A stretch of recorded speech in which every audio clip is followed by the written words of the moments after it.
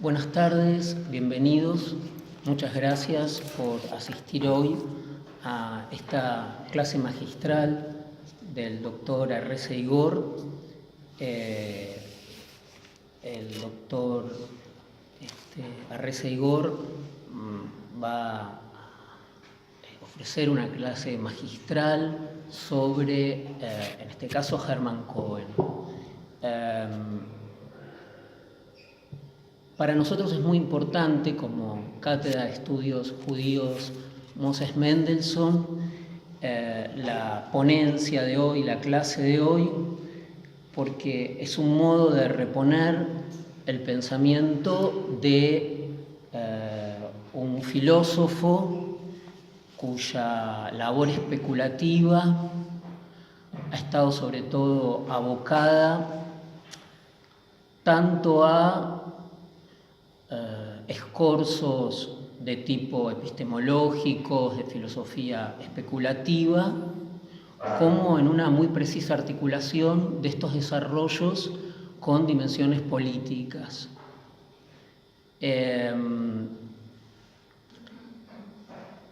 Precisamente en la trazabilidad de este pensamiento, a nosotros nos importaba mucho el hecho de poner luz a una tradición del pensamiento socialista en el siglo XIX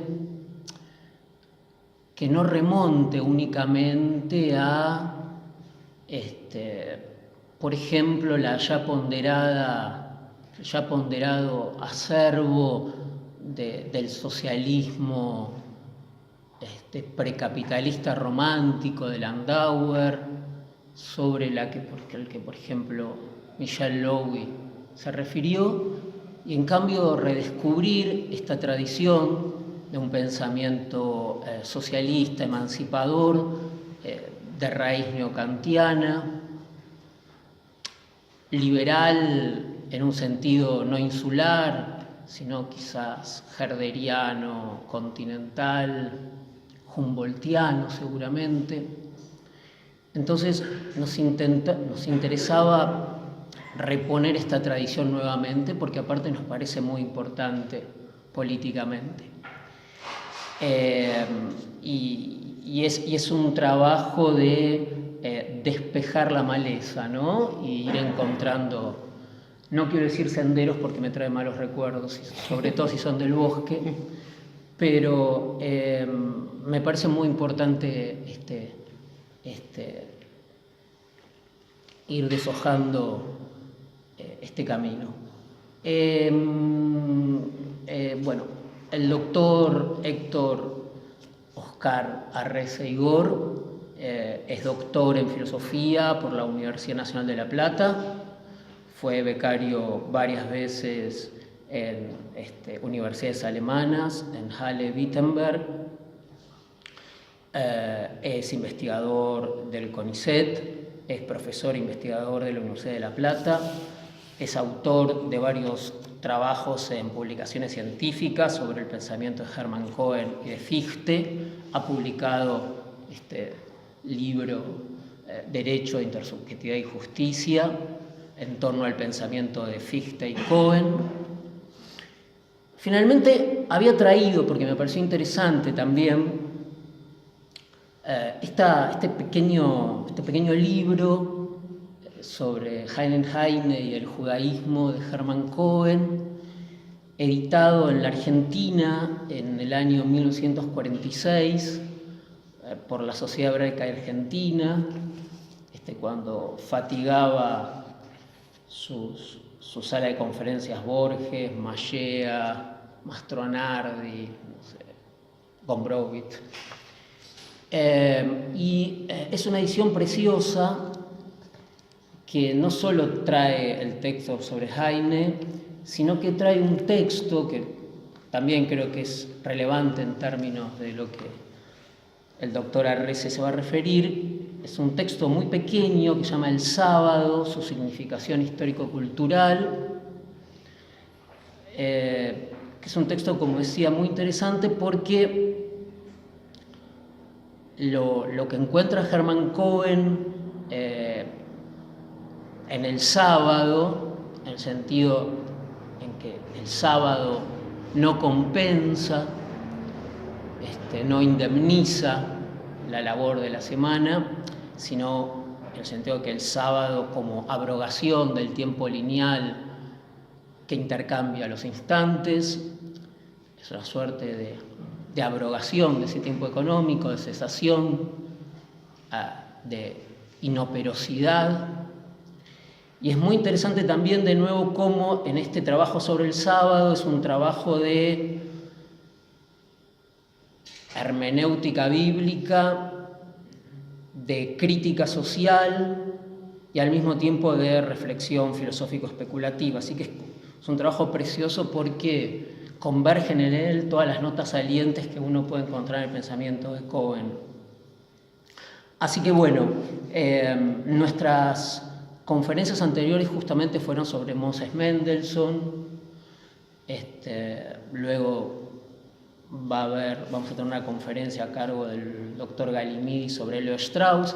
Así que estamos tratando justamente de iluminar este acervo, esta tradición, y por eso para nosotros es muy importante poder contar y disfrutar de la clase hoy del doctor Arrese Igor. Muchas gracias, Héctor. Muchas gracias. ¿Se escucha bien? Si no escuchan bien, avísenme.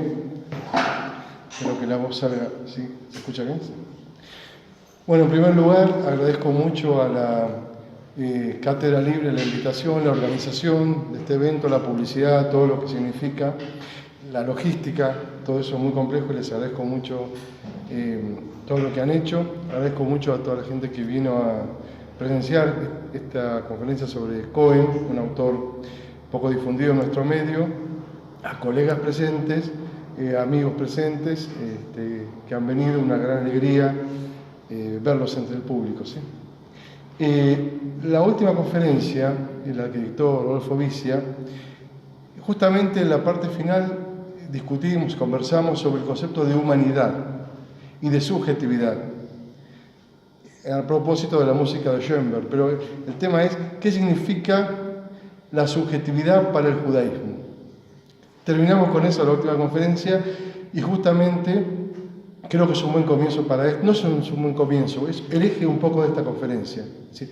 ¿Qué significa para Cohen la subjetividad y qué relevancia tiene ese concepto de subjetividad, que es la autoconciencia, para su teoría del socialismo y su ideal socialista, y su tratamiento de la problemática del judaísmo?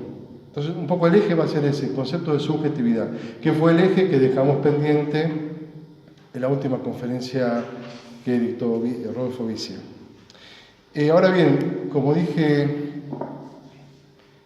anteriormente, Cohen es un autor poco difundido en nuestro medio, pero no solo Cohen está poco difundido, sino en general el neocantismo de fines del siglo XIX también es poco difundido. Entonces, cuando uno lee a Cohen, cuesta mucho a veces entender en qué contexto está hablando, y con quiénes está discutiendo, frente a quiénes está reaccionando, cómo lo hace, etc.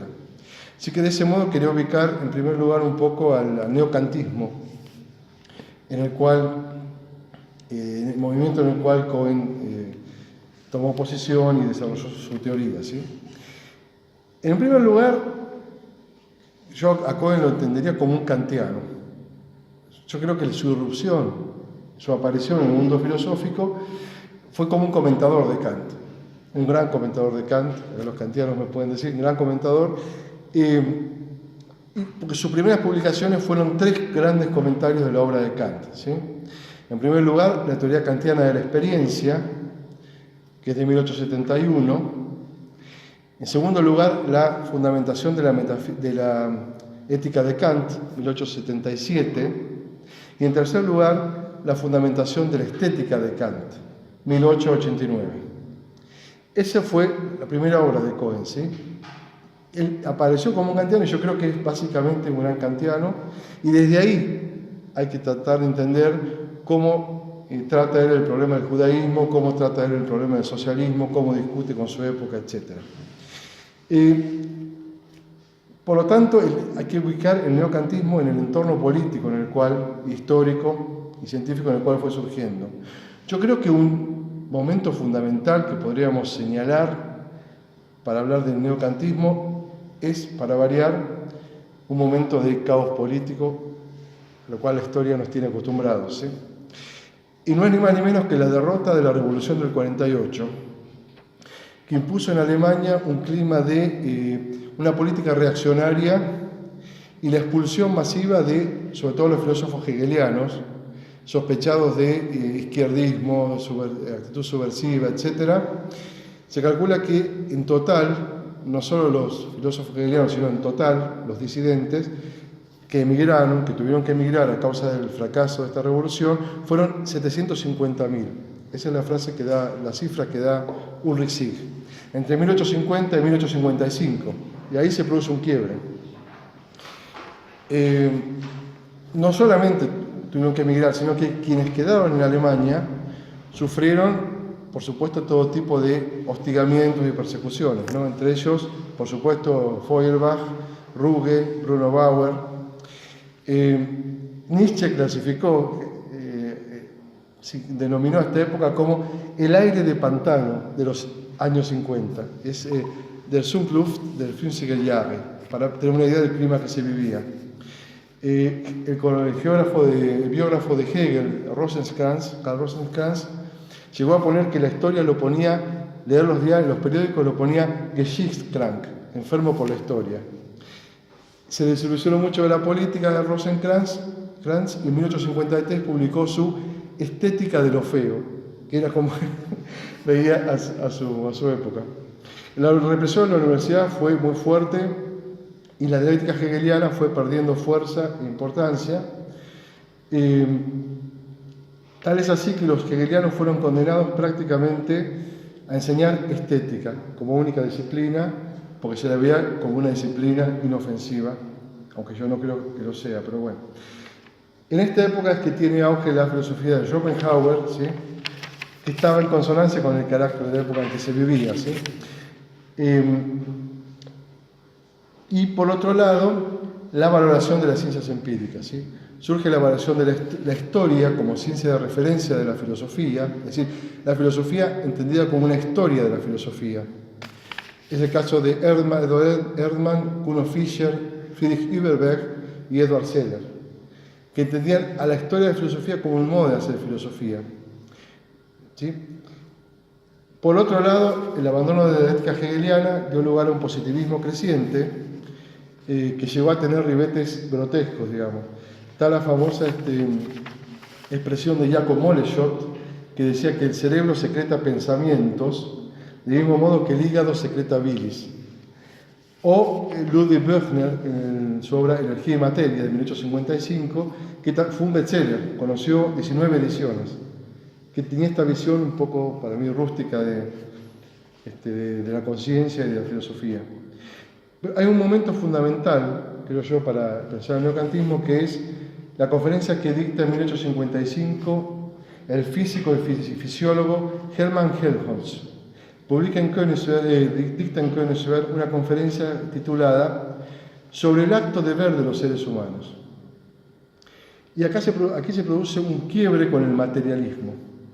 Helmholtz dice, la percepción no es, digamos, la afectación pasiva del órgano por el mundo exterior, es decir, un materialismo grotesco, digamos, sino que la percepción, el órgano sensorial, juega un rol activo también. Entonces hay que entender cómo es el acto de conocimiento de percibir, ¿no? Dice, la luz es luz, dice Helmholtz, solo una vez que encontró un ojo que la pueda ver. Si la luz es luz para un ojo, no hay una concepción pasiva de la conciencia. Y Helmholtz fue, en esa conferencia en 1855, uno de los primeros en plantear la necesidad de volver a Kant. Pero de volver a Kant en sentido particular, que consiste en poner en armonía a la ciencia con la filosofía. Justamente acá se ve la reacción contra la dialéctica hegeliana, entendida como un pensamiento abstracto y alejado de lo científico. Otro momento importante del surgimiento del neokantismo fue el congreso que tuvo lugar en Göttingen hacia 1854, donde concurrieron científicos naturales, con Helmholtz a la cabeza, y materialistas duros, digamos, con Bergner, Mollschott, etc. En el congreso de Göttingen se planteó el debate justamente de volver a Kant para poder entender a la ciencia. Ulrich Sieg o que también atribuyen el apoyo que tuvo de parte de varios científicos, esta idea de volver a Kant, la necesidad de salvar a los objetos de la fe, el alma, Dios, etc., sacarlos de la ciencia natural y mecánica y trasladarlos a otro ámbito donde tuvieran su lugar, digamos, y no quedaran absorbidos y negados radicalmente por el materialismo monista. Un hegeliano importante fue Lotze, Rudolf Hermann Lotze, quien conoció a Kant en Leipzig, gracias a su maestro Christian Weisse. Weisse era un hegeliano, pero le pareció importante conciliar, digamos, la teoría del desenvolvimiento de la idea de la historia con alguna concepción de la libertad del sujeto, la libertad individual. Y Weisse fue quien le inspiró a Lotze para descubrir a Kant. En 1858 se produce otro hecho político fundamental, que fue la subida al trono de Prusia del príncipe Guillermo, Wilhelm. ¿Por qué? Porque Wilhelm lo que implantó fue una política liberal que revolucionó todo el clima reaccionario que se vivía hasta ese momento. Y ahí el neokantismo tuvo un lugar fértil para crecer. Y a su vez se provocó, digamos, se instaló la figura de Kant, Schiller, Fichte y Kant, pero Kant en particular, como un filósofo nacional. Esta idea de Kant como un filósofo nacional provocó reacción posterior de marxistas como Ernst Bloch, ya en el siglo XX, que tildaban a Kant de fascista, de burgués, pero Kant no era, simplemente había sido entronizado por la monarquía prusiana en aquel momento. Luego Kuno Fischer ya intentó entender a la teoría kantiana como a la filosofía como una teoría del conocimiento, como una teoría de las condiciones de validez de la ciencia natural, y Edward Seller también intentó refundar la filosofía en términos de epistemología. Otro texto importante fue el de Otto Liebmann, Kant und die Epigonen, Kant y los epígonos, de 1865, que es una especie de texto programático del neokantismo. Y con la famosa frase, entonces debe volverse a Kant, al final de cada capítulo, also muss auf Kant zurückgegangen werden. En este contexto es que Bismarck cambia al ministro de Educación y pone a Adalbert Falk, un ministro liberal, quien restringió mucho la influencia de la Iglesia en la educación. La Iglesia tiene un derecho de injerencia importante en la política educativa. Falk restringió este acceso y formuló un paquete de leyes que se conocieron como leyes de la lucha cultural, Kulturkampfgesetze. Pero cuando el obispo Pío IX fue reemplazado por León XIII, que era un poco más abierto, se aflojó el conflicto con la Iglesia y hubo que dar vuelta atrás en estas reformas. Sin embargo, es durante la gestión de Falk que Cohen ingresa a su cátedra de filosofía en Marburg, y otros kantianos también, como Otto Liebmann, Alois Biel, Wilhelm Windelband, etc. Así que ahí es donde el neokantismo tiene, digamos, asentamiento institucional. Y la figura de Lange, ¿sí? Friedrich Albert Lange, que fue el predecesor de Cohen en la cátedra y su mentor en algún sentido. Como la situación, volvamos un poquito para atrás, a 1862, la situación era tan complicada para dar clase en la universidad que Lange tuvo que aceptar un cargo como profesor de un gimnasio, pero firmó un manifiesto para que haya elecciones libres, universales, etcétera, democráticas, y fue amonestado, renunció a su cargo y consiguió un cargo de profesor en Suiza, en Zurich, donde se fue hacia 1870. Pero paralelamente, Lange comenzó a militar, digamos, en agrupaciones socialistas, el Arbeitervereine, en la que tomó contacto con muchos socialistas importantes como August Bebel, Ferdinand Lassalle y Wilhelm Liebknecht. En 1965, Lange publica el periódico El Mensajero del Bajo Rin, del Pote von Niederrhein, que fue un órgano de publicaciones del Partido Socialista. ¿Sí? Refutó las tesis de la encíclica papal Syllabus Errorum de 1864, un escrito polémico, y dado que estaba Albert Falk, este ministro de Educación liberal, en el poder, fue llamado a la cátedra de Marburg, si no hubiera sido imposible, en 1871. En 1875 publica un texto fundamental para el socialismo, Lange, que se llama La cuestión, el problema obrero, iluminado a partir de su significado para el presente y para el futuro. Que también es un texto programático del socialismo alemán del siglo XIX. Allí Lange desarrolla algunas tesis que Cohen luego va a retomar, ¿sí?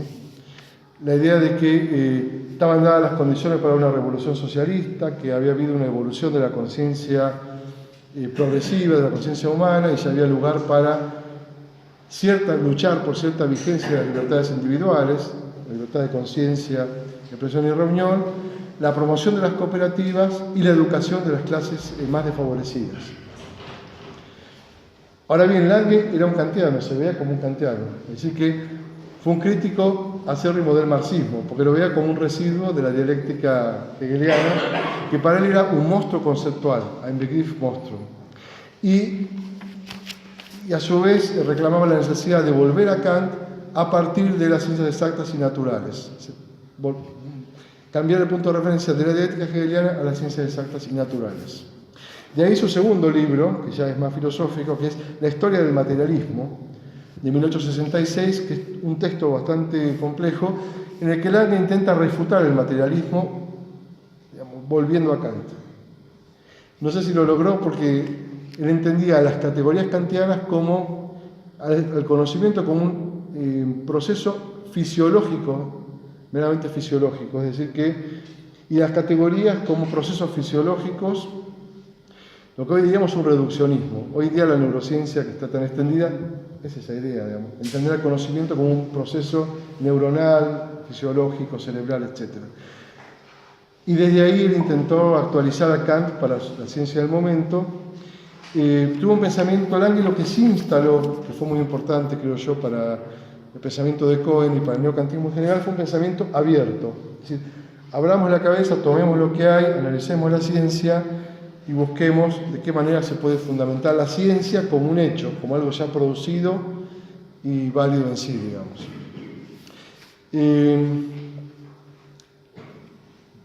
Volvamos un poquito para atrás. Hermann Cohen se doctora y se traslada a Berlín, y en Berlín estudió con Hermann Steinthal y Moritz Lazarus, y trabajó con ellos desde una concepción de la psicología de la cultura, es decir, las causas psicológicas de los fenómenos culturales, intentando explicar los fenómenos culturales a partir de uniones causales que se dan en la conciencia. Más adelante, a Cohen le vino muy bien haber hecho este trabajo desde el punto de vista psicologista, porque luego va a ser un crítico acérrimo del psicologismo, es decir, que digamos, conocía al enemigo porque él se había formado en esa línea. Y lo contacta, Lange contacta a Cohen en 1871 a partir de la publicación de La teoría de la experiencia de Kant, que es un texto que a Lange lo impresionó mucho. Se encuentran en Marburg y encuentran que tienen muchos puntos en común, sobre todo esa actitud abierta, crítica y esa valoración de la ciencia como un producto cultural válido en sí y del cual puede partir la filosofía. Se habilita Cohen en Marburg hacia 1973. La habilitación es el segundo doctorado que tienen que hacer los profesores en Alemania, y Lange lo propone como sucesor de su cátedra en 1874. Todo ese año fue un año muy conflictivo, en el cual a Cohen le negaron sistemáticamente la cátedra por tratarse de, sobre todo un botánico, Albert Wigland, objetó el nombramiento de Cohen por tratarse de un profesor judío en una universidad cristiana. O sea, todo el 1874 Cohen estuvo sufriendo eso. Muere en 1875 Lange, y en 1876 Cohen obtiene el cargo de profesor en la cátedra de Lange, pero se aclaró en el proceso que no era tanto en honor a la memoria de Lange, que lo había propuesto para el cargo, sino que les había interesado la orientación científico-natural de su filosofía, que era un poco el enfoque que se venía instalando en esa época.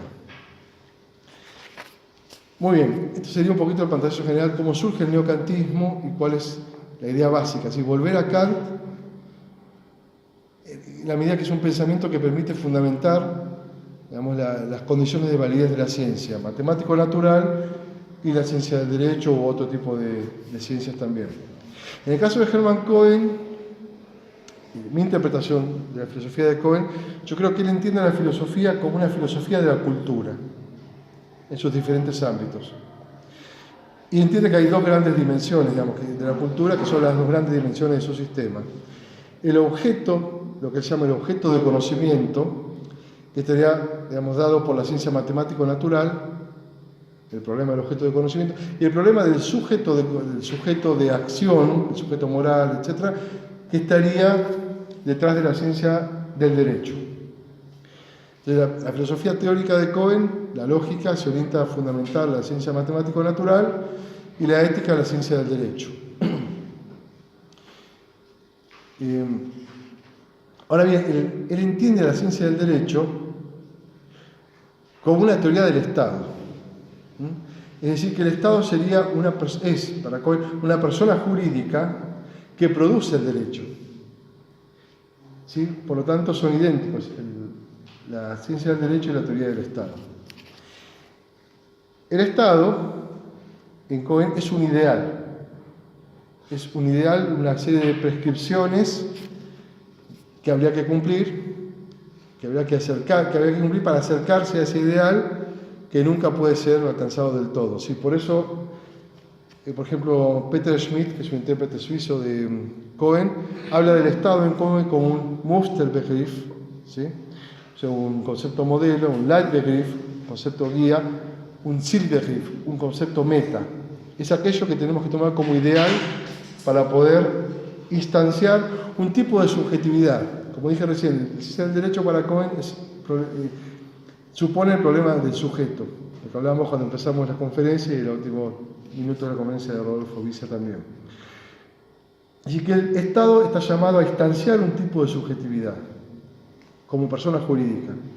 Y esta subjetividad es lo que se llama la autoconciencia. No sé si empezar, no, hablar un poquito más adelante del problema de la autoconciencia. Para dar algunos indicios de cómo entendía Cohen el Estado y el derecho y la ética, el Estado es un ideal que nunca puede ser realizado del todo. ¿Por qué? Porque los estados vigentes, los estados empíricos, siempre están gobernados, Cohen lo denomina como estados de poder, Machtstaaten. Es decir, que son estados que están atravesados por relaciones de dominio, de dominación, de clases sociales, de grupos sociales, grupos económicos, grupos religiosos, etc., sobre otra parte de la sociedad. Es decir, que los estados reales siempre están divididos. Y el Estado, como una comunidad, que voy a entrar un poquito más adelante, siempre es algo a lo que tenemos que aspirar, pero que nunca se va a dar de modo pleno.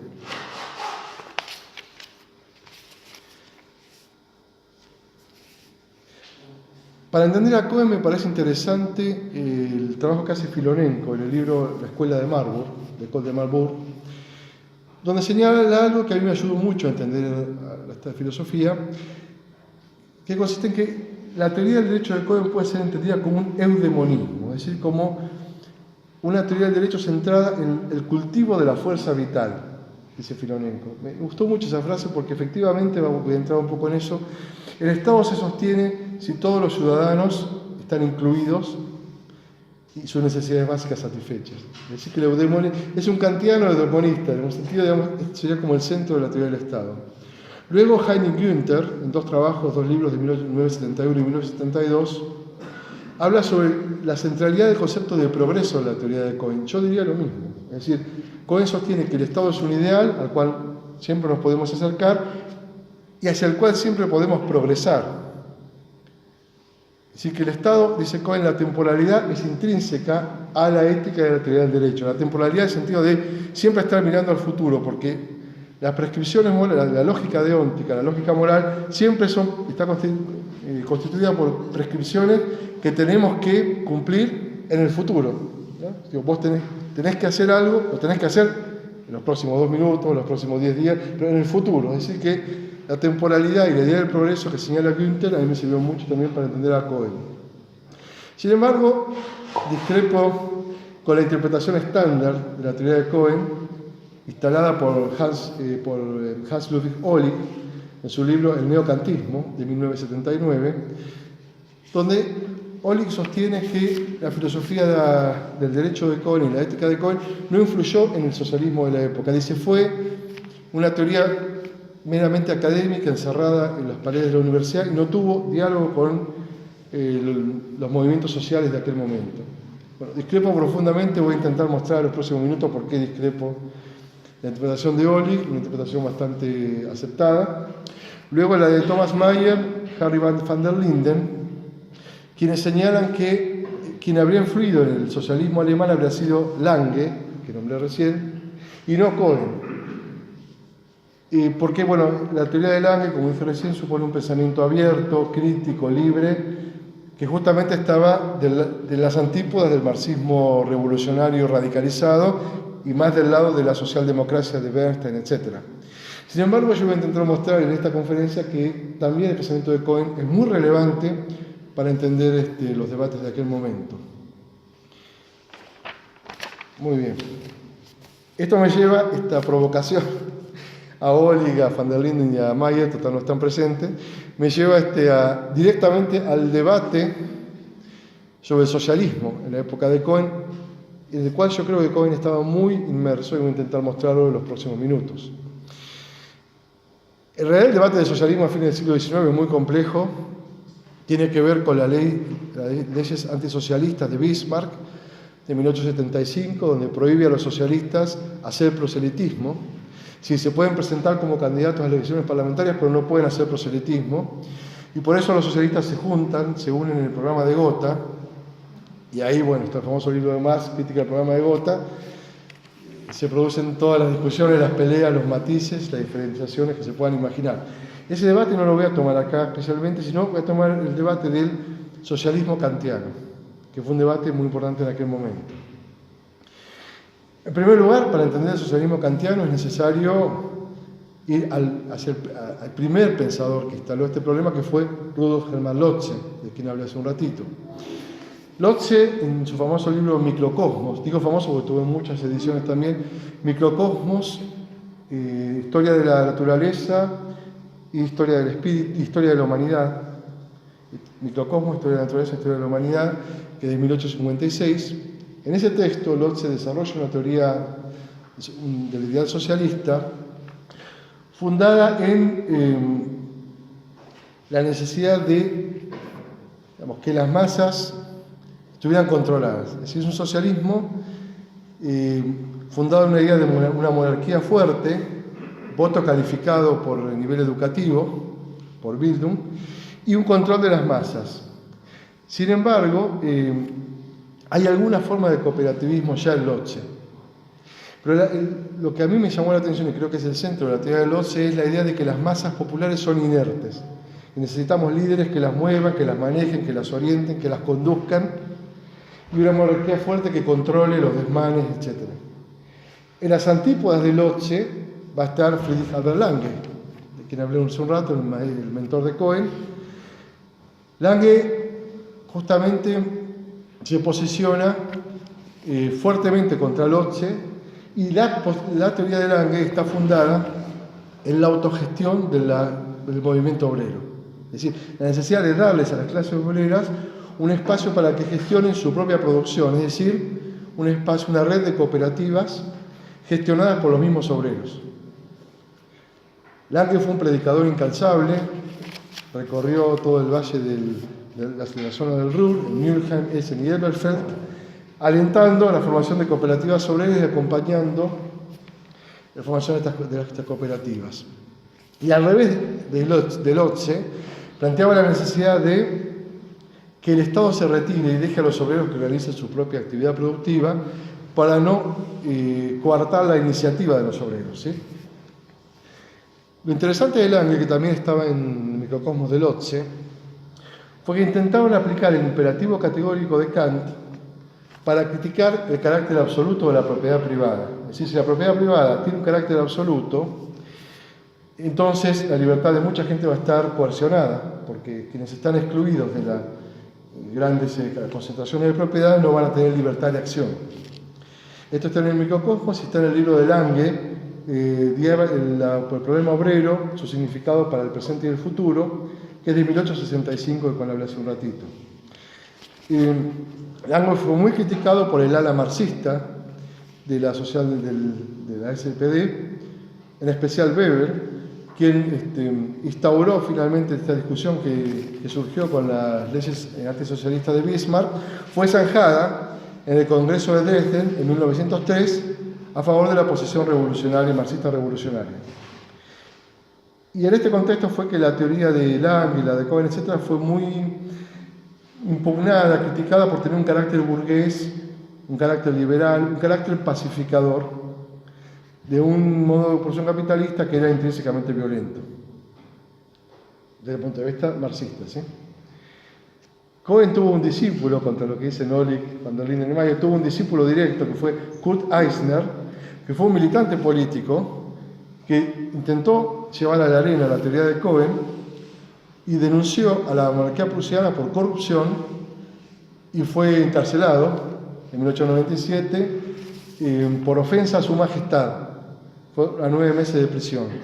En la prisión, estando preso, escribe una carta a Cohen en la que le dice que la prisión lo volvió mucho más coheniano que antes, digamos. Wilhelm Liebknecht, un militante marxista, se emocionó por el compromiso de Eisner con el ideal socialista y lo nombró como redactor en la revista Vorwärts, que era el órgano de publicación del Partido Socialista. Allí, Eisner, como redactor, tuvo que mediar entre los socialdemócratas, con los que él simpatizaba, y los marxistas, y fue realmente compleja la tarea, porque él disentía con los socialdemócratas respecto de la idea de que la lucha de clases ya no tiene actualidad, es algo superado, ya es algo del pasado. Él decía, la lucha de clases es una realidad, y disentía con el ala marxista, con la tesis marxista de que el socialismo no es una tarea moral, es una tarea de lucha política, una tarea de lucha de fuerzas. Kautsky, por ejemplo, Karl Kautsky. Eisner simpatizaba más con el ala socialdemócrata, pero disentía con los dos. Triunfó el ala marxista en 1903, como dije recién, así que en 1905 tuvo que dejar su puesto de redactor porque, bueno, no se sostenía su posición ya en ese momento. Luego participó Eisner en la Revolución de Múnich de 1918 y fue asesinado por un nacionalista fanático el 21 de febrero de 1919. No solo Eisner, hubo un debate más filosófico en torno a la posibilidad de pensar un socialismo kantiano que abarcó a varios pensadores, yo que voy a nombrar solo algunos que estuve trabajando. Konrad Schmidt, por ejemplo, en su artículo Socialismo y Ética, de los cuadernos mensuales socialistas de 1900, Konrad Schmidt decía que la ética kantiana era compatible con el socialismo, es decir, que había ahí alguna puerta de diálogo entre Kant y los socialistas, pero decía también la cristiana es compatible, un montón de éticas, es decir, que dejaba abierto un juego bastante amplio y complejo. Por otro lado, de la otra punta, estaba Karl Kautsky, en su libro también muy famoso, que se llamaba La ética y la concepción materialista de la historia, que es de 1906, la edición que yo tengo, no sé si es la primera edición, es un libro que tuvo muchas ediciones.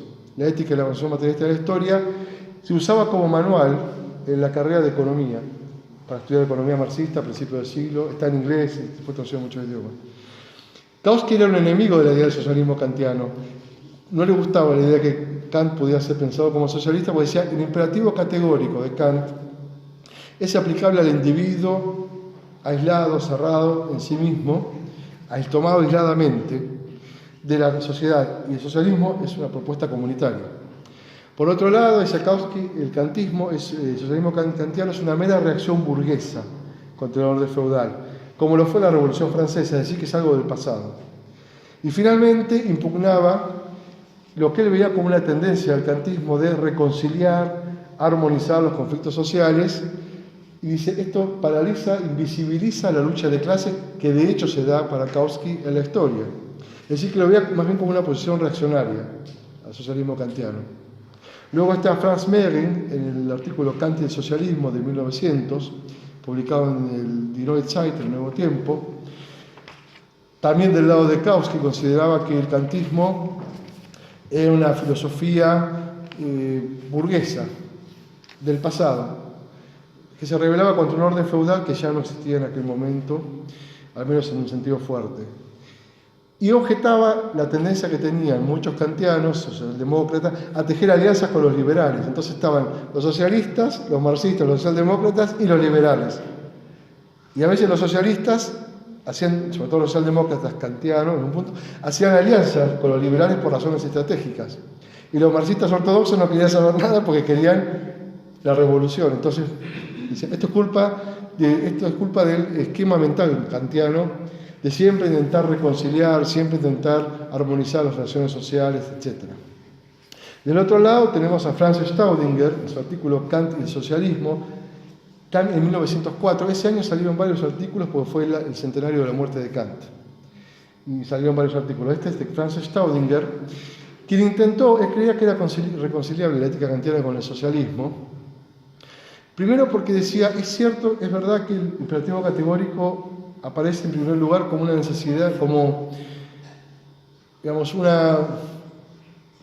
un mandato de someter a la sensibilidad del individuo. Y esto sería un proceso que se daría en el interior de la subjetividad. Pero el imperativo categórico, en realidad, dice Staudinger, nos permite descubrir cuál es el núcleo de la ética kantiana, no la letra, sino el espíritu. Y si es una ética social, la ética kantiana, una ética que entiende al individuo en su dimensión social. Y es compatible con el socialismo porque, tomando en cuenta, sobre todo la metafísica de las costumbres, el individuo es libre cuando puede relacionarse con los demás, y puede relacionarse con los demás de un modo racional cuando hay una cierta simetría. Simetría legal, todos somos iguales ante la ley, y simetría también en lo económico, que solo puede darse en una economía cooperativa. Esta es la interpretación que va a tener Cohen de Kant, en gran medida, me parece. Finalmente está Max Adler, en su artículo también Kant y el socialismo, de 1904, que también veía puntos en común entre Kant y Marx. Se hace el debate ahí. Dice, tanto Kant como Marx le otorgan un lugar muy importante a la economía en la historia, es como una fuerza que lleva la historia hacia adelante, ¿no? En Kant, la sociabilidad y la idea de que el comercio va a terminar acabando con la guerra, y en Marx, la economía como interpretación, la lucha, el modo de producción capitalista como una infraestructura que permite entender la totalidad de la sociedad de la época. En los dos casos, dice Adler, en Marx y en Kant, la economía tiene un carácter supraindividual, y en lo que rescata también Adler, dice, tanto en Kant como en Marx, es fundamental el concepto de independencia, de Selbstständigkeit. La independencia significaría la posibilidad el hecho de no estar sometido al arbitrio de otro. Y en lo económico eso significa una economía cooperativa, una economía más inclusiva, digamos. Finalmente, Karl Forländer, en un libro de 1911 que se llama Kant y Marx, un aporte para una filosofía del socialismo, Forländer también veía mucho en común entre Kant y Marx. Decía, en ambos casos se trata de luchar por una sociedad justa y la búsqueda de la independencia económica. Esta idea de la independencia, la Selbstständigkeit, también como muy importante de los dos pensadores, quizás por la raíz republicana que yo creo que tienen tanto Marx como Kant. Esa es mi impresión. Y esta gente estos autores lo veían en ese sentido. Y dice, en los dos casos, en Kant y en Marx, hay una idea abierta del sistema. Contra los marxistas revolucionarios, así que te dan ya una teoría muy armadita de la historia, Marx era un pensador abierto, empírico, y Kant también proponía una mentalidad abierta, sin prejuicios, dispuesta a considerar a la ciencia en el estado de su tiempo tal como estaba. Es un poquito de la idea kantiana. Ahora vamos a entrar un poquito en la teoría de Cohen para ver en qué medida yo creo que es aplicable a este debate, digamos, estaba en relación, en diálogo con este debate del socialismo de esa época, contra lo que sostienen Ohlig, van der Linden o Mayer. El punto de partida para entender el socialismo de Cohen es una frase que está En la introducción, Cohen escribió una introducción a la historia del materialismo de Lange, que se publicó en 1866, y en esa introducción, Lange era un psicologista, como dije hoy, pensaba el conocimiento como una actividad cerebral, fisiológica, etc. Y le pidió a Cohen que introduzca su obra, su historia del materialismo, y en la introducción Cohen discute ya con el psicologismo de su maestro, eso muestra la apertura de mente de Lange y de Cohen, digamos. Y en esa introducción está la famosa frase en la cual Cohen sostiene que Kant es el fundador, el verdadero fundador del socialismo alemán. ¿Por qué? Porque Kant sostiene que toda persona debe ser considerada en todo momento y al mismo tiempo como fin en sí mismo, no como medio para el arbitrio de otro, digamos. Y esto para Cohen es la fórmula del socialismo alemán y el centro de la ética kantiana, la humanidad como fin en sí mismo. Este concepto le permite a Cohen encarar, no resolver, pero sí encarar el problema que él considera que es central en la ética, como disciplina filosófica, que es el problema de la correlación entre el individuo y la universalidad. Ese es el problema de la ética desde el punto de vista de Cohen. Buscar una mediación que permita pensar esta correlación entre el individuo y la universalidad moral. Esta mediación, como dije hoy, tiene que estar dada en la cultura humana, en alguna zona de la cultura humana, y esta zona de la cultura a partir de la cual se puede partir para pensar este problema de la ética es la ciencia del derecho. Por varias razones. En primer lugar, porque el derecho es necesario y universal. Es una ciencia necesaria y universal. ¿Por qué? Porque el Estado que produce el derecho está obligado a pensarlo de un modo necesario y universal. Necesario porque el derecho es producido, el derecho como ideal, no el derecho positivo, a partir de la expresión de la voluntad de los ciudadanos de una voluntad común, que es la ley. Esa voluntad común expresa en la ley, en esas fórmulas lingüísticas, ese texto que es la ley, es producto del debate de los ciudadanos en el Poder Legislativo a través de sus representantes. Esto implica que el producto de ese debate, esta ley, es necesario porque no puede ser modificado arbitrariamente. Puede ser modificado respetando los procedimientos que establece la Constitución para modificar una ley X. ¿Sí? Y los procedimientos que establece la Constitución no pueden ser modificados tan fácilmente. Es decir, que la necesidad del derecho tiene que ver con las condiciones de producción de las normas legales. Y la universalidad también, porque esta norma de la ley es producto de la deliberación de todos los ciudadanos a través de sus representantes en el Parlamento, que deben haber sido electos por el sufragio universal. Cohen considera que esta es la estructura ideal del derecho, no la real. Pero si uno analiza el sistema legal y cómo fundamentar sus condiciones de validez, Cohen sostiene que necesariamente va a llegar a postular estas categorías fundantes: la necesidad y la universalidad. Por eso Cohen era un defensor del sufragio universal, que fue un debate enorme en esa época. En esa época estaba vigente el Dreiklassenwahlrecht, el derecho según las tres clases sociales que había en la Alemania de Bismarck. Es decir, uno votaba de acuerdo a la clase social a la que pertenecía de una manera, la otra votaba por separado, elegían sus electores. Cohen dice, eso es atentar contra las condiciones de validez del derecho. ¿Por qué? Porque le quita universalidad. El sufragio debe ser universal. Todos deben poder elegir a todos los electores por esta concepción parlamentarista que él tiene del derecho. Esta voluntad común, entonces, que se expresa en la ley, en realidad es el producto de haber seguido una serie de reglas que están expresas en otro texto, como dije hoy, que es producto también de la voluntad común de los ciudadanos, que es la Constitución. Entonces, la Constitución es la que garantiza la legalidad, la necesidad de la universalidad de las diferentes leyes.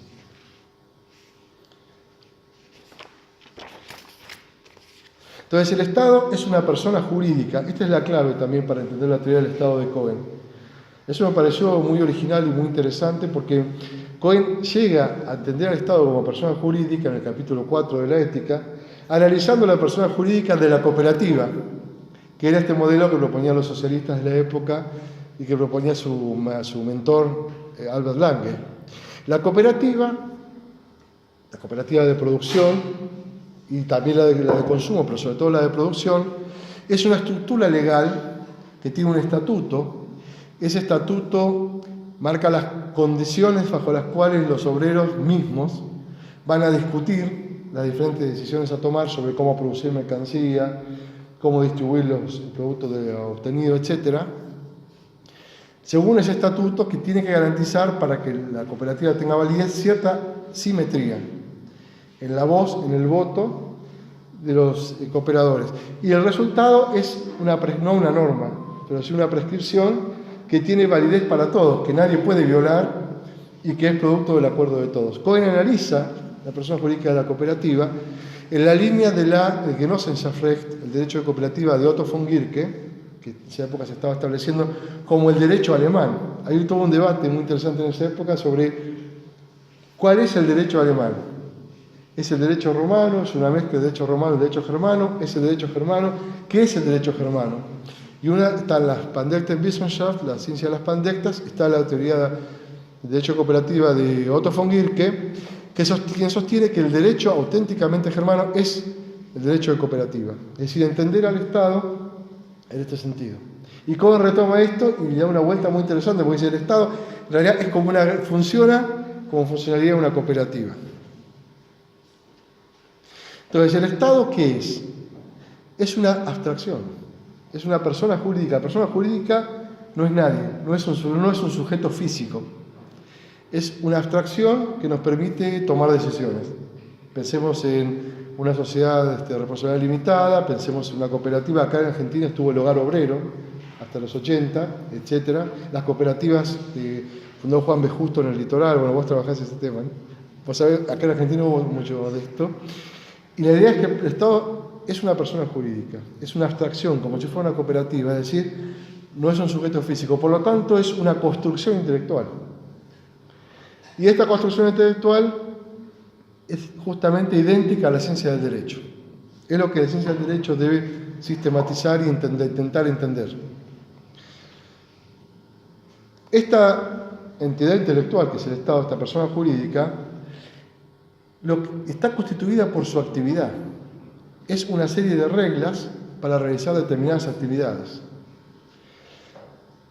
Y como dije hoy, es un ideal que Cohen obtiene a partir del análisis de las condiciones de validez del derecho.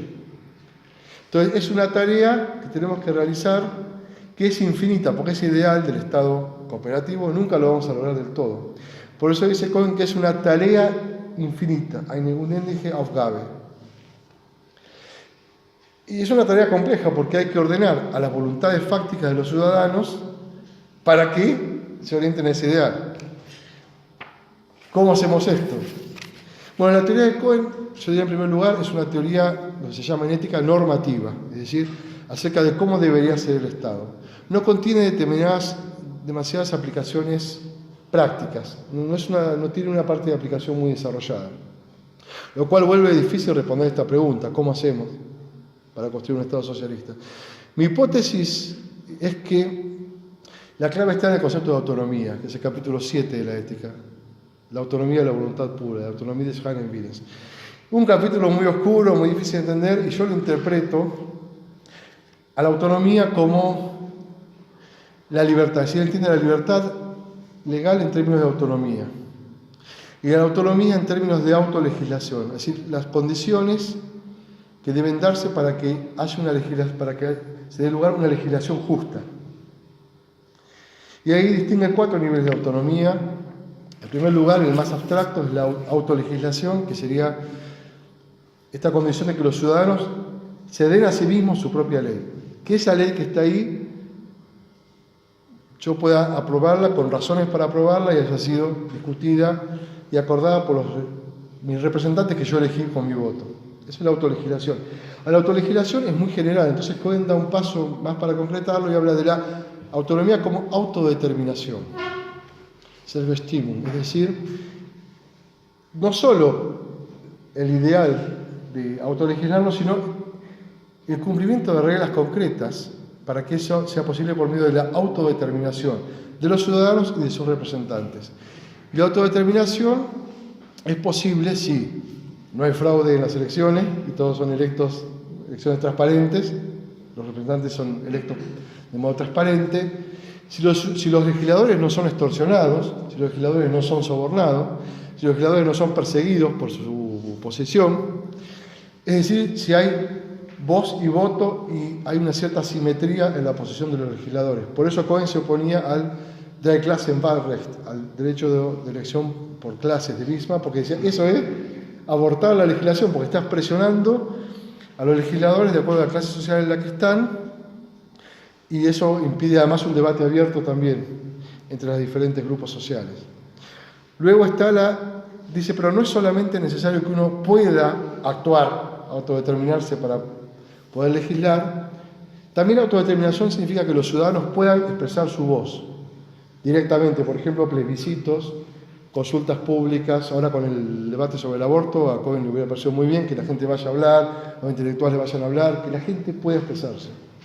En tercer lugar, dice, no es solo necesario que puedan hablar, legislar, etcétera, sino que se puedan identificar con esa ley que se promulgó, que se puedan reconocer como autores de esa ley y por lo tanto se hagan cargo de las transgresiones. Cuando yo transgredo la ley, me hago cargo de esa transgresión porque yo acordé esa ley, me identifico como el autor de esa ley.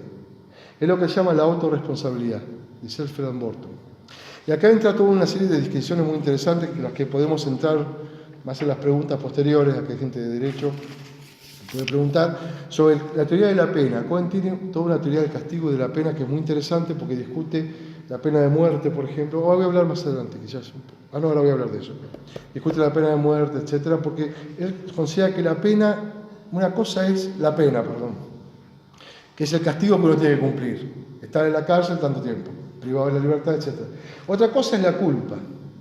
La culpa es, digamos, el proceso interior que tiene que recorrer el delincuente de lo que hoy decimos reinserción, pero no es eso, es decir, yo reconozco, me reconcilio con la sociedad con la cual yo rompí ese contrato, que es cuando yo elaboro la ley me comprometo a cumplirla. Entonces, que lograr, a través de la educación moral del delincuente, etcétera, que el delincuente pueda volver a verse a sí mismo, eso ya es medio hegeliano, reconocerse a sí mismo como el autor, como un miembro de la sociedad, y luego pueda reinsertarse. Por eso Cohen estaría en contra de estigmatizar a los delincuentes, en contra de la pena de muerte, mano dura, etcétera, está en contra de todo eso. Pero bien, no solamente tengo que poder identificarme con la ley, sino que tengo que poder, lo que se llama, existir, en los derechos de existencia, que es todo un debate en el republicanismo. Lo encontramos en Daniel Raventós, en Philippe Van Parijs, en Philippe Petit. Los republicanos hoy en día, en gran medida, trabajan en un derecho a la existencia, lo que Cohen llama la autoconservación. ¿Sí? La autoconservación y Selbsterhaltung sería la necesidad que el Estado garantice a todos los ciudadanos, garantice o haga posible las condiciones, la autoconservación, es decir, que satisfagan necesidades básicas, lo que llamamos un Estado inclusivo. ¿Por qué? Porque si el ciudadano no tiene posibilidad de satisfacer sus necesidades básicas, no va a haber una cierta simetría mínima para que haya una democracia. Porque sí, puede votar cada 4 años a su representante, pero es muy extorsionable, es muy intimidable una persona que no tiene para comer. Es muy comprable, digamos. Aquí está el eco de Rousseau, vieron que Rousseau dice en el contrato social, no tiene que haber nadie demasiado pobre para comprar a nadie, para que lo puedan comprar, ni demasiado rico para comprar a nadie. Es esta idea que es la tradición republicana, que el socialismo retoma, de que todos tienen que tener un mínimo de acceso a los recursos básicos para llevar una vida digna, para que ese proceso de legislación sea válido. Si no, no es válido, digamos. Sería puramente formal. Y acá es donde entra el debate con el socialismo, ¿sí? Yo acá hay una cita de la ética de Cohen que yo traduje para mí, así que disculpen si suena medio duro, tenía que revisar la traducción, dice, es medio literal, la autoconservación, cito a Cohen, la autoconservación tiene como supuesto indeleble ante todo al individuo natural. Con el alma del ser humano no puede comenzarse legalmente nada, ni conseguir nada, cuando ella es el alma del hombre asesinado. El alma puede tener un sentido ético desde el punto de vista legal, solo como el alma de un hombre vivo. Fin de cita. Ah, vos lo pusiste en la publicidad, él lo puso en la publicidad. Y me causó gracia porque es cierto, tenés razón, es el centro de la teoría de Cohen, es esta idea. La autoconservación es el último fundamento de garantía de la validez del derecho, para Cohen, digamos. Y en este punto Cohen entra en debate, según mi interpretación, con el socialismo de esa época, con Mehren, con Schmidt, con Kautsky, con Forländer, Adler, Eisen, etc., Bebel, Bill Liebknecht, Kautsky, porque dice Cohen, entra en debate y en sintonía con esta discusión sobre el socialismo. Cohen se pregunta, sobre todo en la última parte del capítulo 7, la sección D, que es autoconservación, se pregunta, ¿es legítimo un sistema legal en el contexto del modo de producción capitalista? Y él dice, en realidad el capitalismo es un sistema explotador e inmoral, digamos. Un grupo de la población se aprovecha o usa como medio a otro grupo de la población. Estamos hablando de en plena segunda revolución industrial, sin sindicatos. ¿Se acuerdan que los obreros dormían en las fábricas donde trabajaban? Las mujeres y los niños trabajaban, etc. Entonces dice Cohen, el capitalismo, no digo que hoy sea más justo, porque digo, en ese momento a Cohen le impactó mucho eso. Dice, es inmoral porque es profundamente asimétrico, pero también es inmoral porque el obrero no tiene control del proceso de producción. El obrero es como una herramienta, una máquina del proceso de producción. Entonces dice Cohen, para que el obrero sea respetado como fin en sí mismo, es muy importante que él tome control del proceso de producción. Y de ahí la defensa del sistema de cooperativas. ¿Sí? Hace poco leí una entrevista a Mario Bunge, el filósofo argentino, muy interesante, donde le preguntaban qué opina del marxismo. Y dice, si los marxistas fueran consecuentes, tendrían que haber hecho una serie de cooperativas en vez de un Estado tan fuerte y empresas totalmente estatales, sino más un sistema de cooperativas. Y me pareció que lo que decía Bunge va en línea con lo que dice Cohen, la interpretación que hace Cohen del socialismo, ¿no? Dice, el obrero, tiene que tener control del proceso de producción para no ser usado, para que esta simetría pueda ser real, que es necesario para que el derecho sea válido. Y dice, porque en el sistema capitalista el obrero es dueño y fin en sí mismo en su esfera privada, en su casa, cuando vota en el cuarto oscuro, pero es un sirviente en la esfera socioeconómica. Entonces por eso propone explícitamente la forma de producción cooperativa, pero digamos, la cooperativa a Cohen le parece importante porque no significa distribuir el ingreso, diríamos hoy distribuir el ingreso, es decir, repartir entre los pobres el ingreso que se produce, sino repensar el proceso de producción mismo. ¿Sí? Entonces dice, no se trata y cito a Cohen, otra vez mi traducción, dice, el problema de la propiedad, dice Cohen, no debe ser transferido de los hombros del empresario capitalista a los hombros del trabajador asalariado. El problema no es la distribución, diría Cohen, yo creo que es bastante problema, pero él cree que no. Dice, no es el problema de la distribución, sino que es cómo se produce las mercancías. Y en este sentido, Cohen es un precursor de lo que hoy en día se llama democracia económica, ¿no? Toda una serie, una corriente está, Van der Linden, que lo nombré hoy, entre otros, los republicanos, algunos también, Van Parijs, etc. Una democracia económica. Dice Cohen, la aplicación del imperativo categórico a las relaciones económicas lleva a pensar en una democracia económica. Algunos teóricos de la democracia económica sostienen la importancia de democratizar la empresa. Dice, la empresa capitalista es una estructura feudal pensada como un ejército, donde está el CEO que da órdenes, están los CEOs abajo que obedecen y están los obreros que ejecutan. Pero no hay debate, no hay discusión, etc. Por lo tanto, dice, si los obreros tuvieran más participación en la empresa, se solucionarían muchos problemas como, por ejemplo, los sistemas de salud deficientes, los bajos sueldos, porque los obreros serían afectados. Entonces, como dice Habermas, si consultamos a los afectados, tendríamos normas más justas. Por ejemplo, Van der Linden dice, los obreros se ocuparían más de que la empresa no dañe el medio ambiente porque ellos viven en zonas desfavorables. Entonces, serían conscientes del daño que produce al medio ambiente la producción así capitalista de riquezas, descontrolada, digamos. Y además, si los obreros participaran, habría menos afán de lucro porque habría que repartir lo que se produce. Entonces las empresas serían más chiquitas, y al ser más chiquitas, habría más más relación entre los empleados y se podía participar mejor en el gobierno de la empresa. Y finalmente, sí, se podría tomar en cuenta, por ejemplo, la preservación del patrimonio histórico, muchas cuestiones que el sistema capitalista daña despiadadamente y este tipo de modelo empresarial cooperativista quizás podría amortiguar. Entonces, de acuerdo a lo que expuse hasta recién, creo que estamos en condiciones, me parece, de afirmar que la teoría de Cohen está en diálogo con el socialismo de esa época, está en diálogo con las críticas que hacen Kautsky y Staudinger al sistema capitalista. Dicen que Kant no podía responder a eso. Cohen intenta mostrar que sí, que la teoría de la ética kantiana puede ser utilizada para criticar el modo de producción capitalista. También está en sintonía con quienes defendían la necesidad de la independencia, la Selbstständigkeit como fundamento de la justicia social. Dice Cohen, Kant también lo entendería de esta manera, y el socialismo kantiano se puede entender de esta manera, etc. Es decir, que mi hipótesis, si quieren pueden leer mi libro, el capítulo de socialismo, es que Cohen está en un diálogo profundo y permanente con el socialismo de aquel entonces. Quería mostrar un poquito esta parte. En la segunda parte me interesa trabajar otra cuestión que tiene que ver mucho con el socialismo de Cohen, este concepto de subjetividad que hablábamos el otro día, que es el problema del antisemitismo. ¿Sí? Cohen era hijo del cantor de la sinagoga de Coswig, un pueblito ahí en Sachsen-Anhalt. No se consideraba judío, digamos, no era confesional, no era religioso, pero sí se consideraba perteneciente al pueblo judío.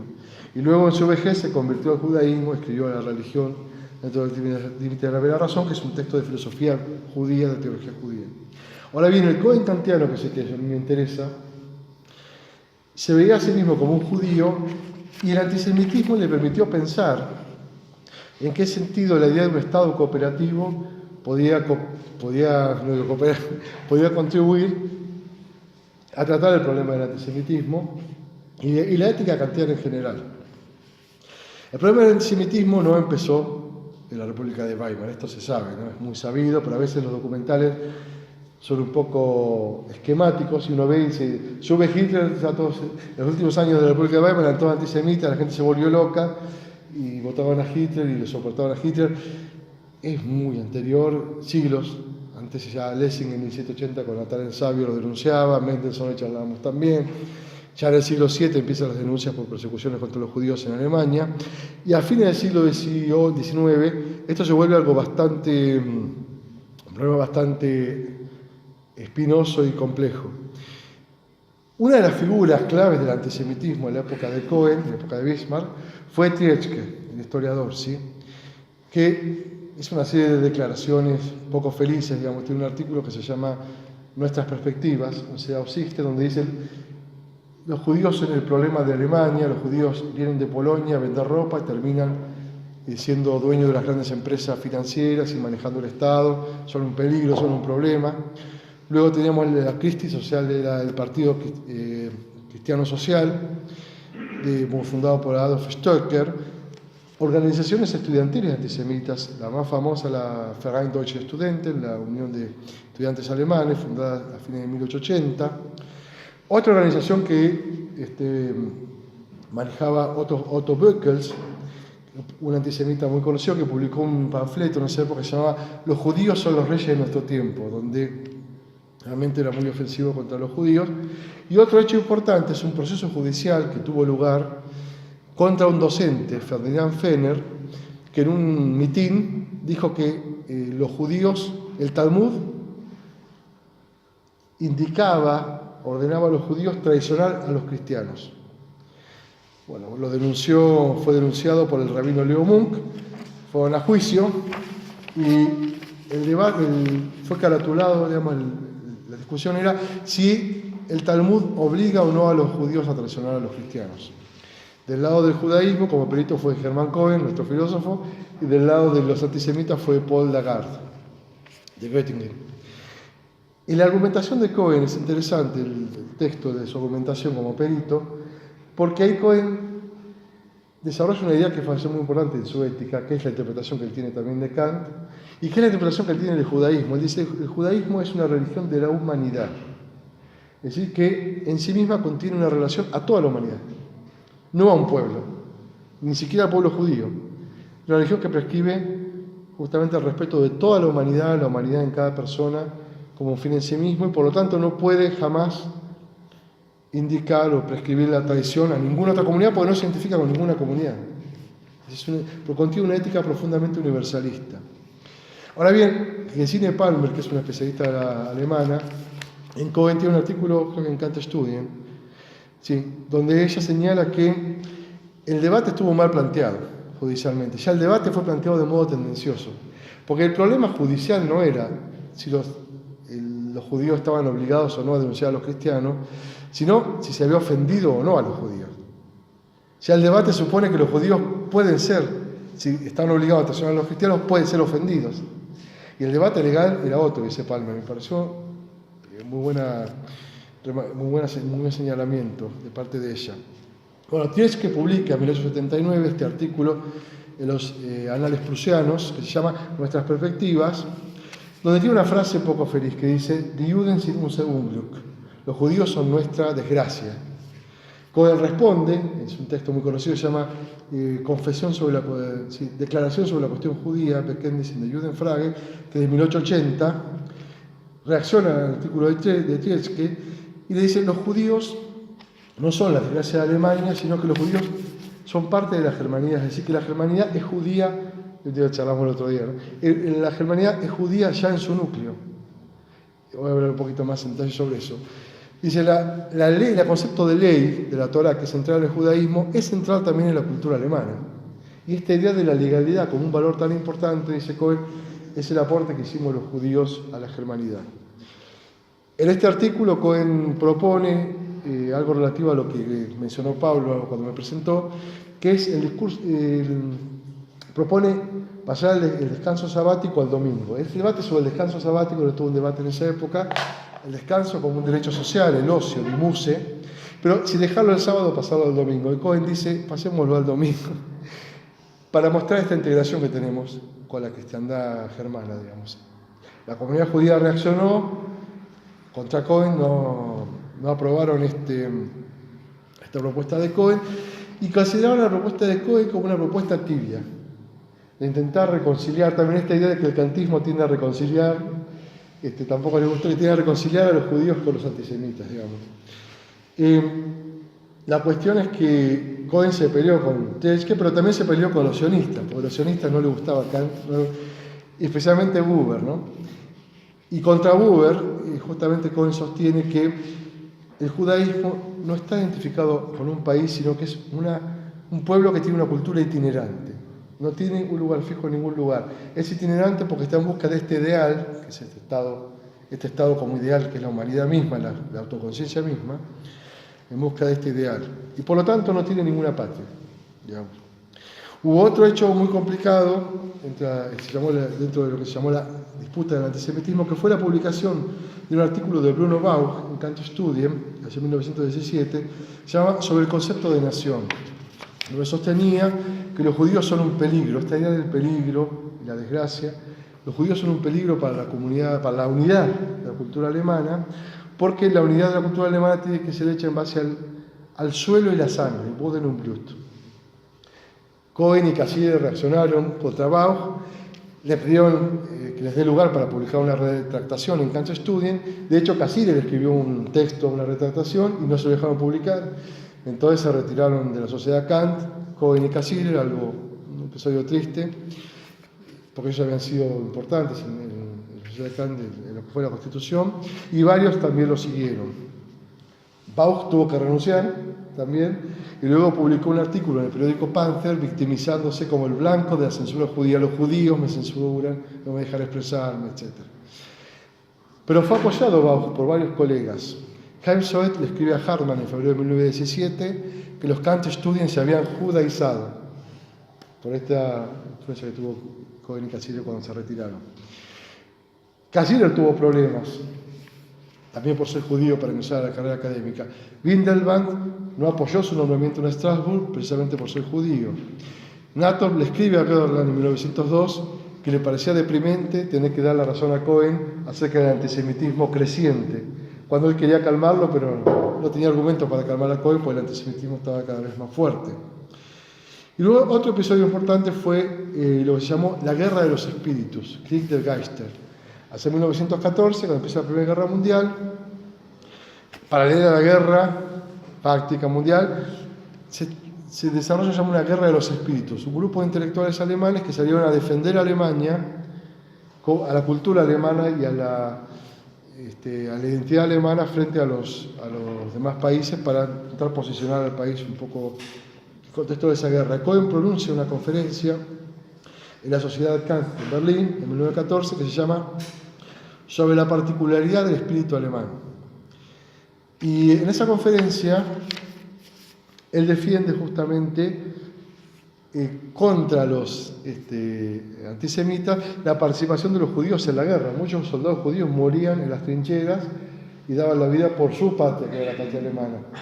Por ahí Cohen intenta otra vez reconciliar a las partes.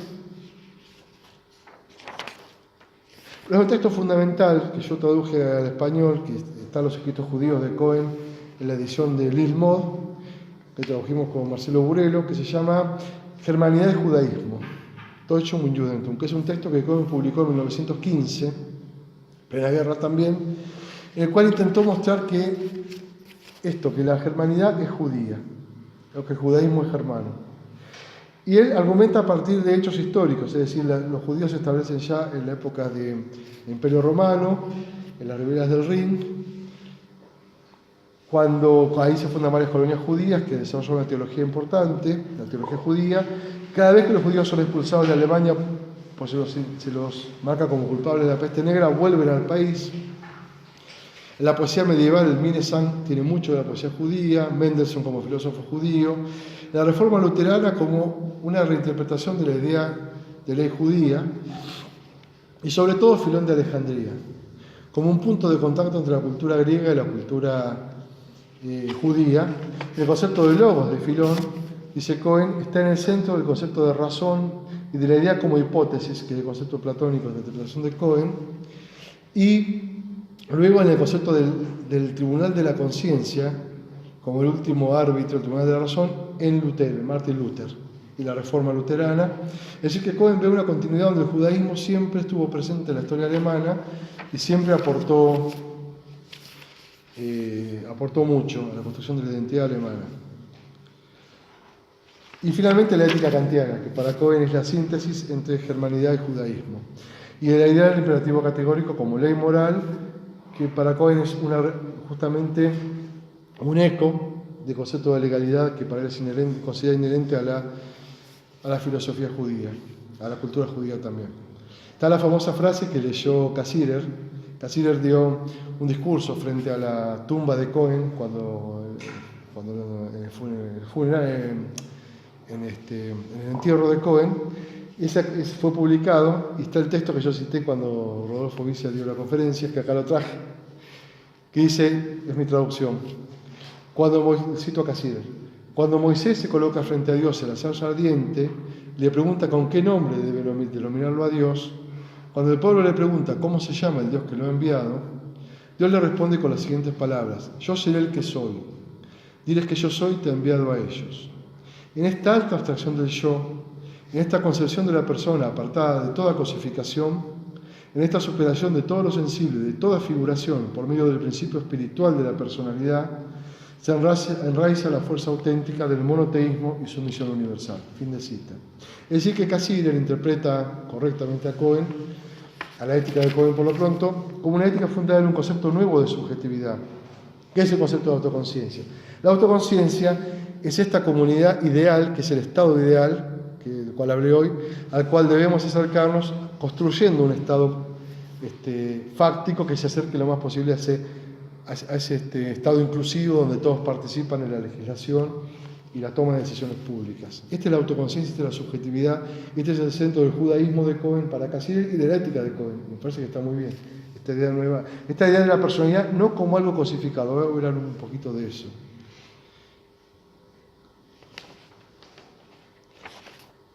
Ya para ir terminando, yo creo que Cohen no solamente participó en la disputa del antisemitismo, sino que la ética de Cohen es una ética pensada para dar idea de este concepto de humanidad, que él considera que es intrínseco al judaísmo. La humanidad como una subjetividad ideal, normativa, que está llamada a incluir a todos los seres humanos en su funcionamiento, en su legislación, en su regulación. Esto se ve sobre todo cuando Cohen discute con el concepto de comunidad, que lo ve corporizado en la teoría de Ferdinand Tönnies. Dice, la comunidad es una idea de una comunidad fáctica, la comunidad que es una unidad prepolítica de territorio, de tradiciones, etcétera, de lenguaje, que es previo al Estado.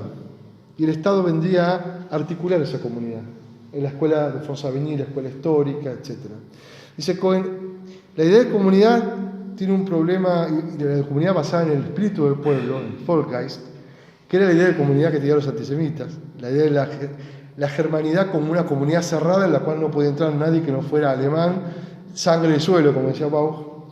Esta idea de comunidad de Cohen es epistemológicamente incorrecta, ¿sí? Desde el punto de vista de la filosofía moral y epistemológicamente no se sostiene porque supone el prejuicio de la particularidad, que él desarrolla también en la lógica del conocimiento puro, es decir, la idea de que el concepto de comunidad se construye a partir de la comunidad que vemos, que observamos, determinados rasgos fácticos, que todos hayan nacido en ese país, que todos tengan determinada raza, determinado color de piel, etc. Y dice que eso supone construir un conocimiento ideal a partir de algo que percibimos con nuestros sentidos. Y es al revés, dice Cohen. El derecho, como dije hoy, se fundamenta a través del análisis de las condiciones de validez y la estructura ideal del derecho, no del funcionamiento real. Entonces, el concepto de comunidad es un concepto sesgado que lleva al conflicto, a la lucha de religiones, al antisemitismo, a las guerras, de hecho a la Primera Guerra Mundial que estaban pasando y luego peor también. Y dice, en realidad el conocimiento es una actividad autoproductiva, dice, con el conocimiento se produce a partir de sí mismo y con sus propias reglas. Que esta es la idea que desarrolla la lógica, la filosofía de la ciencia matemático-natural, y en la ética esto se aplica a esta idea que yo dije hoy del derecho como, el sistema del derecho y la ciencia del derecho como una teoría del Estado que se produce a sí mismo, que produce las leyes a partir de sus propias reglas, que es la autonomía como en las condiciones de la legislación. Entonces Cohen, yo creo que se hace eco de este debate del antisemitismo también, cuando discute el prejuicio de la particularidad y discute con la idea de patriotismo. Dice, el patriotismo tiene un déficit de universalidad, es decir, yo reconozco solamente a mi vecino. Dice, ama a tu prójimo. Dice, la idea cristiana de amar a tu prójimo no debe ser interpretada como amar al prójimo, al que está cerca, al próximo, a mi vecino. Tiene que amar a cualquiera que pueda ser el prójimo, de uno a cualquiera que uno se pueda encontrar en cualquier lugar, en cualquier país.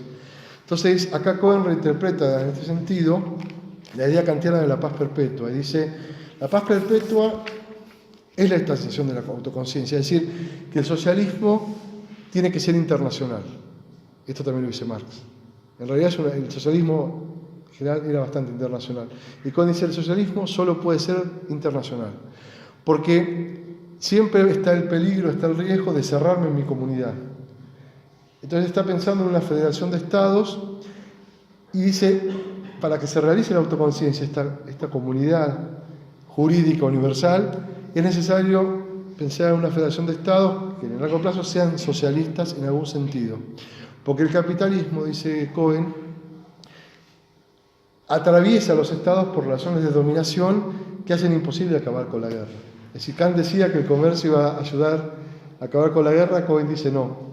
Dice, el capitalismo, en su versión más salvaje de esa época, lleva a que los intereses, no solo el capitalismo, también la monarquía en aquel momento, etcétera, la iglesia, etcétera, los grupos de poder religiosos llevan a atravesar relaciones de dominación los estados y la guerra va a ser un peligro siempre latente. Solo vamos a estar en paz, dice Cohen, cuando podamos construir esta autoconciencia, esta forma de subjetividad universal que es la humanidad, pensada como una idea normativa en este sentido, en una federación de estados socialistas.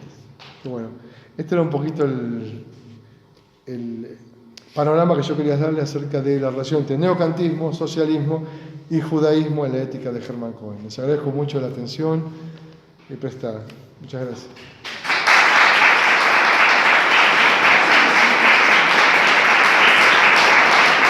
Ahora sí, un espacio de preguntas si alguien quiere o...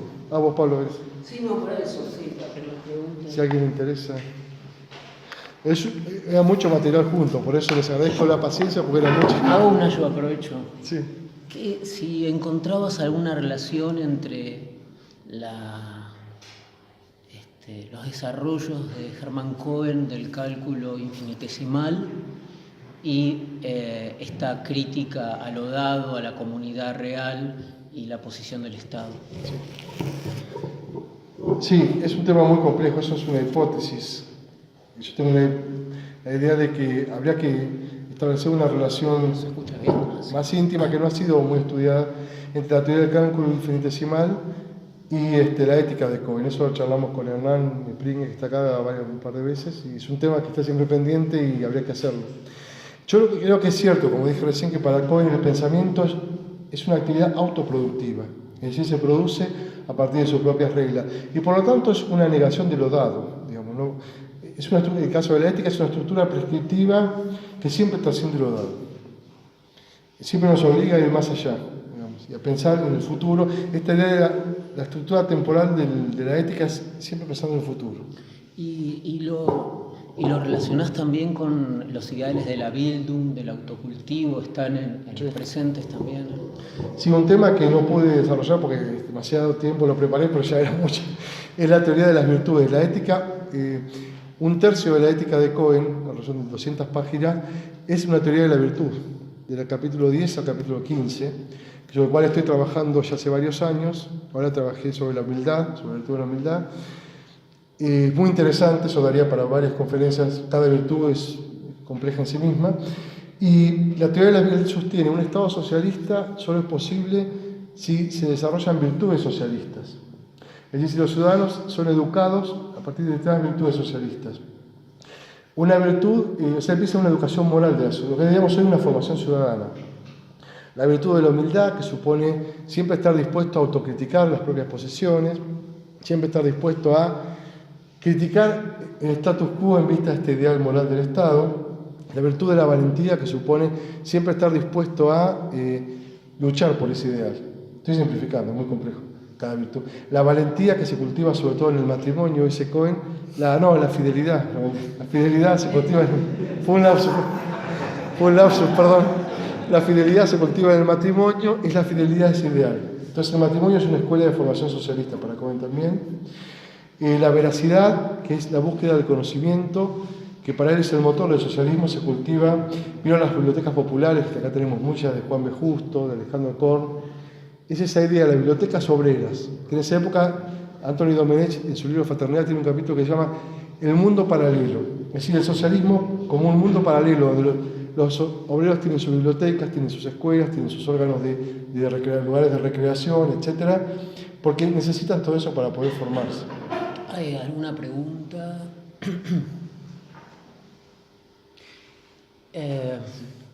No es un abuso, ¿no? Que sigamos. ¿Hay alguna pregunta? No. El movimiento asintótico y el mesianismo. Sí. ¿Ahí hay una articulación entre el programa matemático y el pensamiento teológico? Sí. ¿A cuál te referís vos? Sí. Creo que te entendí. El mesianismo, Cohen era un mesiánico, es decir, había dos grandes grupos. Estoy simplificando, lo charlamos con Pablo. Hay muchos grupos en el judaísmo de la época de Cohen. Yo no soy especialista en judaísmo, así que poco puedo decir, pero podemos hablar de dos grandes grupos, que serían el mesianismo, los mesianistas universalistas, que eran los judíos liberales, socialistas, etc. Esta idea de que el judaísmo es una religión de la humanidad, no de un grupo, no de un pueblo judío ni de una nación. Y los sionistas decían que el judaísmo es la religión del pueblo de Israel, que tiene que ser, solamente puede ser vivida en el Estado de Israel, hay que volver a superar la diáspora, etc. Entonces, para Cohen, el mesianismo de Cohen es esta idea que él toma de Kant, la lectura que hace de Kant, de que esta idea que el Mesías nunca va a llegar o no llegó. Entonces, el Estado socialista nunca va a llegar. Es un ideal que nunca tenemos que dar por realizado.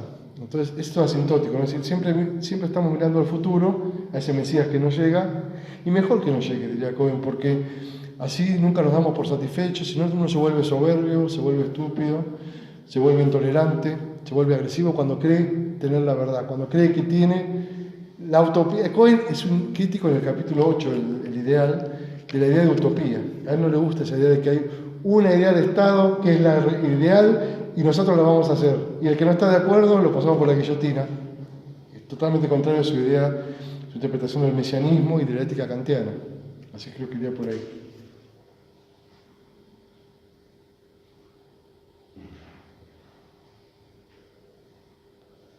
Entonces, bueno. por favor, sí. Es una virtud.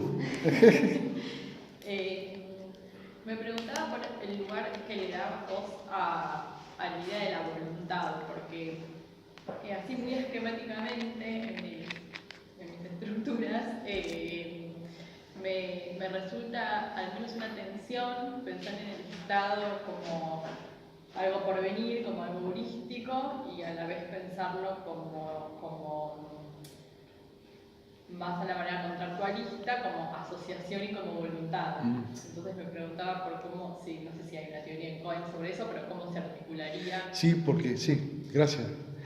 Gabriela, ¿no? Sí. Gracias, Gabriela. Sí, en Cohen, el capítulo 4 de la ética, que es sobre la autoconciencia, que es el más difícil, que a mí me costó 3 años entenderlo, y muy difícil realmente. Yo lo interpreto así. Cohen analiza en primer lugar la figura del contrato como la forma del Estado. El Estado puede ser pensado como un contrato, es decir, todos nos ponemos de acuerdo sobre cuáles van a ser las normas que nos van a regir. Esa es la forma del contrato, pero el contenido del Estado, la subjetividad que se realiza en la autoconciencia, debe ser pensado como una cooperativa, es decir, como una voluntad producto de la deliberación, que es una voluntad que tiene alguna idealidad, porque no es un compromiso fáctico. Ahí Cohen discutiría en la teoría de la deliberación está lo que defienden la idea de una negociación, la legislación como una negociación, bargaining. Y eso diría Cohen, la idea de negociación sería, nos juntamos para llegar al acuerdo que más nos guste a todos, pero no nos va a gustar y algo va a tener que ceder cada uno, pero el resultado no vamos a estar de acuerdo con el resultado, simplemente lo aceptamos por razones estratégicas. Entonces, uno lo ve en la tele, yo lo veía con el tema del aborto, tiene los votos, no tiene los votos, tal legislador se bajó, el otro se arrepintió, el otro no sé qué. Cohen diría, ¿qué es eso? Tiene que ser una deliberación. Y la deliberación presupone una discusión de argumentos en igualdad de condiciones y que gane el mejor argumento. Entonces la voluntad para Cohen tiene un contenido ideal en ese sentido. No es un compromiso fáctico. Y Cohen dice, estamos acostumbrados a ver eso, en su época, ahora también. Te dan los votos, no te dan los votos, se bajó uno, faltó el otro, hay quórum, no dan el quórum, se quedan arriba, los otros están abajo. Eso a Cohen no le gustaría. Esta es la idea, que la voluntad es producto de la deliberación, no es un contrato comercial, es un contrato rusoniano. Tampoco es rusoniano, porque en Rousseau la voluntad general es fáctica, es el acuerdo al que llegan los individuos. En Cohen es puramente ideal, digamos, es simplemente el contenido que tiene esa idea de autoconciencia, como, digamos, el contrato sería como la forma en la cual yo puedo llegar a eso, pero constituye un polo de idealidad. Son acuerdos fácticos, sí, pero no son meramente fácticos. No sé mi interpretación de Rousseau, Rodolfo, que trabajó mucho, me da vergüenza. Todo es así, yo lo veo así a Rousseau, no entiendo eso. No sé si te recuerdo. Sí. Hay algo de Platón, sí, pero la lectura de Cohen de Platón es una lectura muy particular porque él lee la idea platónica como una hipótesis. Si la idea platónica es la hipótesis, que el pensamiento, la hipótesis sería la autoproducción del conocimiento por parte del pensamiento. Ortega y Gasset estudió con Cohen en Marburg y tiene un texto que dice, Nato lo encerró a Platón en esa idea, de ese cuartito, entendía la idea como una hipótesis matemática y no lo dejaba salir a Platón de ahí, dice, porque es más compleja la idea platónica. Sí, también. Sí, también, bueno, también trabajó sobre Don Quijote, pero eso está en el capítulo sobre la humildad, que yo quería hablar un poco, pero lo voy a matar, lo voy a dejar sin cena, pero sí, eso da para otro tema también. La verdad es que creo que todos hemos disfrutado de esta conferencia. Es una conferencia que reúne dos notas distintivas que raramente entran en conjunción, por lo menos que es el aspecto político, el aspecto epistemológico y aparte, bueno, la prodigalidad de tu cultura que a todos nos hechizó. Bueno, a todos muchas gracias.